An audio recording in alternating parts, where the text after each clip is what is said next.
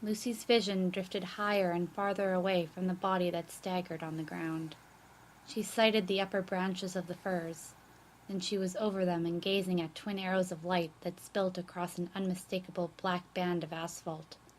As she looked down at her physical self, ready to share the good news, the body below fell to its knees, and then toppled before it reached the edge of the grove. Light from the passing car hit the body and separated it from the dull ground. The blue of the jeans, the orange-yellow plaid shirt glowed with iridescent color, and then like a wick being snuffed, the figure plunged back into darkness.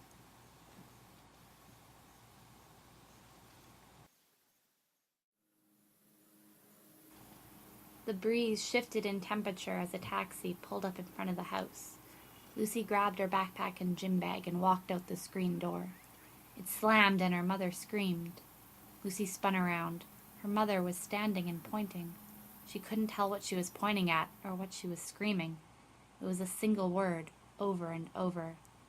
Lucy dropped her bags, turned, and stared at the taxi. There was someone already in the back seat, a sleeping woman. She looked familiar. Really familiar. Then she knew, and she heard her mom strong and clear. "Jump!"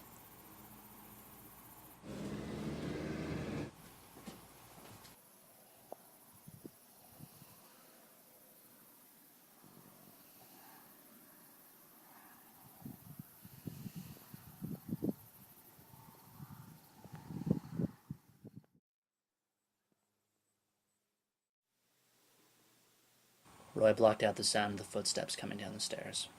He tried not to hear the tense whispers of the fast-talking man. He wondered if a .22 could take down a man, and guessed it could if fired into an eye. He shifted his weight, rested the stock on his knees, the edge of the barrel just poking out from his hidden blind. Roy's mind went two ways. One way, he wished or prayed he wasn't there, but that his own body was somewhere far away, and that whoever came downstairs would find the entire basement, especially this corner, empty. The other way was sighting, and quickly firing a bullet into another human's head. The film in his eye went black. Roy couldn't believe how far north she had driven him. He wondered why she chose to go to her aunt's. Why not somewhere closer?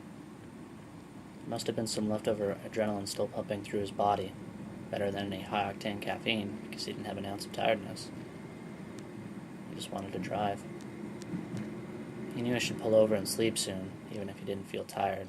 The fatigue would hit him eventually. Roy rolled down his window and flicked out his cigarette. He glanced down at Delta, still snoring. Dog or no dog, he had to come to terms with the fact that Lucy was gone, and maybe permanently. He didn't have a hope in hell in finding her. And what if he did? What, or who, else would he find? He didn't want to end up like the guy they stuffed in the trunk.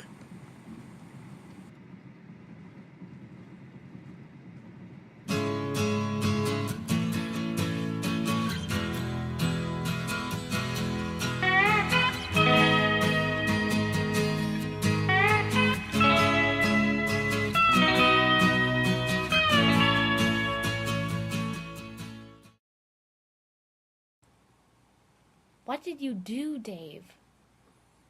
You're confused, Lucy. Stand up for me. Tell me what you believe. I believe you're going to die. We all die. Some sooner than others.